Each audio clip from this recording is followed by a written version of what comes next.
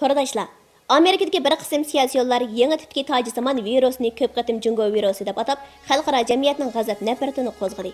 Yevropa taratqullari buningga eriqchilik, o'chlik psixikasi, qurbonlik izlash degandek so'zlar bilan baho berdi. Virus manbasi ilmiy masala, ilm uchun isbot kerak.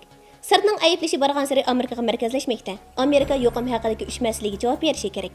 Birinchi savol, Amerika kasallikning oldini olish tizginlash markazining mo'ljaricha 2019 yil 9-oydan boshlab Amerikada 30 milliondan ortiq odam tarqalishchan zukam bilan yuqumlandi.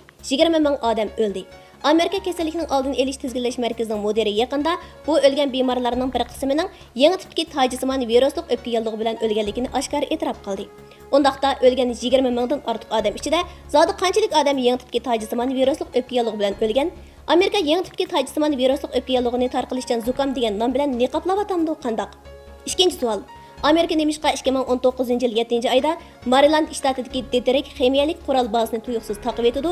Bu Amerika armiyasining eng chong ximiyalik qurol tadqiqot markazi edi.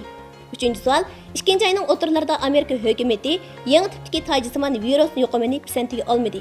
Lekin Kengash palata axborot komitetining nurg'un amaldorlari necha millionlik pay chekini elishiga setvatdi. Bu nima uchun? Acaba siyosiyonlar bir tarafdan yang savdosi qilib, yana bir tarafdan yuqum ahvolini ommadan yoshirganmi? Yuqum yuz berganda oldi bilan qurollarning jinni emas, o'zining kapitalini o'ylaganmi? Shu joy vaqti 3-oyning 22-kuni soat 18 ga qadar Amerikada yangi tipdagi tojisimon viruslik o'pka yallig'i bilan yuqumlangan jazmlashtirilgan bemorlar 33073 ga yetdi. Moshundaq jiddiy vaziyatda Amerikadagi ba'zi siyosiyonlarning qilmishi xuddi insoniyatning qisqacha tarixining avtori Yuval Harari yaqinqi bir maqolasida aytgandek, hech qanday mas'uliyatni ustiga olmaslik, hech qanday xatolikni e'tirof qilmaslik, hamma töhfini o'zining qilib olish, hamma javobgarlikni haqqi ishtirib qo'yishdan boshqa narsa emas. İnsanlar vaqt bilan hayotni qayni qaytarishga qodir emas.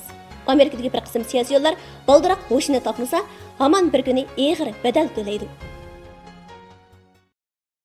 抖音